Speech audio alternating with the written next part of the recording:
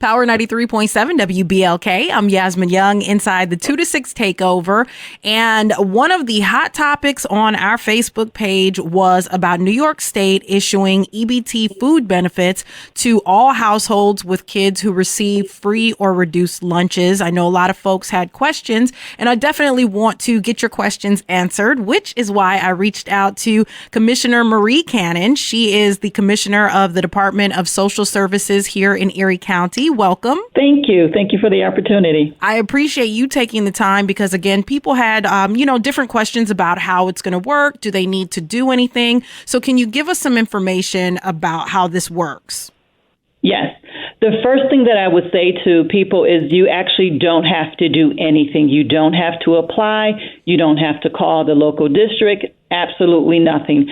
The difference is, so this technically is not considered a SNAP benefit. It's actually called a pandemic-EBT, and it is to help replace the cost, help provide for the cost of food that children would have received for the meals that they would have eaten at school. And so it is on a staggered schedule. That will be the first thing that people need to know, is that some people have already received it starting mid-May. Then the next rollout will be June and July. All of the benefits will be provided by August 31st, 2020.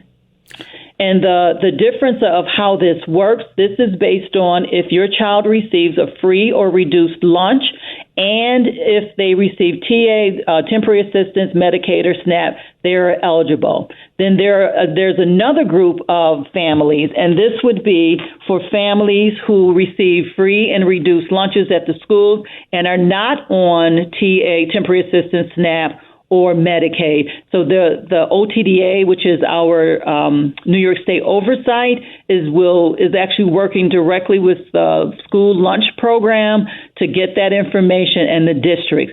The other piece that I think people need to know, especially if you live in the city of Buffalo and Lackawanna, all students are considered eligible because that's considered a community. They have a community provision for the free and reduced lunch program. The third cohort of folks that will receive the pandemic PEBT is, again, people who have,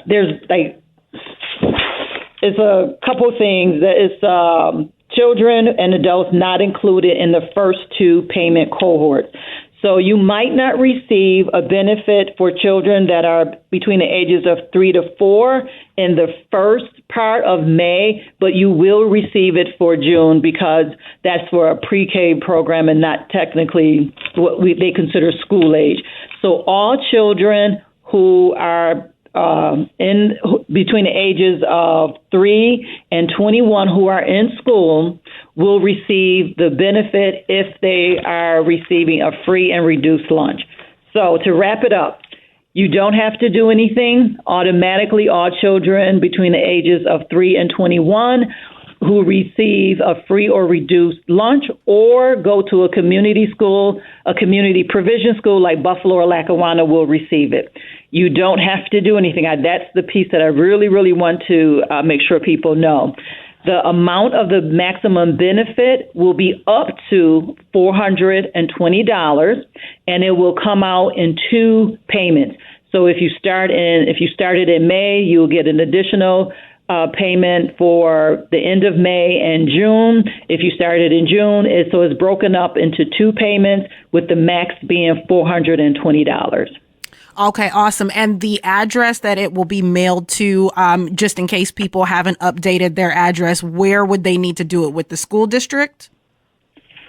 Actually, I would call, if they go to our webpage, Erie County DSS, we actually have the link to OTDA, who's actually doing all of this, because it will be mailed to the last address that the school district has on record.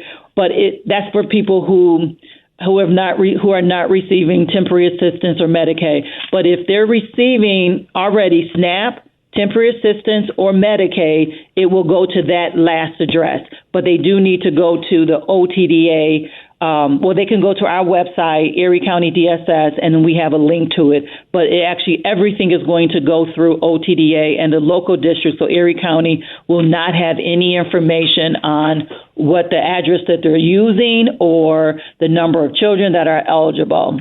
Okay, great. And we've got a link on our website at WBLK.com. Commissioner Cannon, thank you so much for taking the time to explain this to people and get their questions answered. We appreciate it.